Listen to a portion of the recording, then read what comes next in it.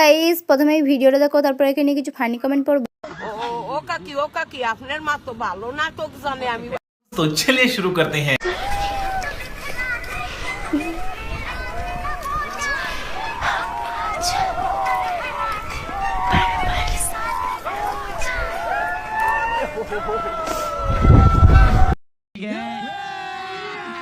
अभी मजा आएगा ना भिड़ो।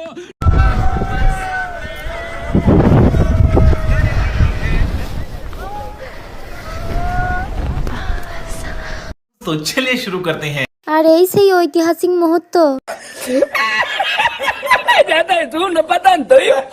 মরার আগেও এদের ভিডিও বানানো চাই।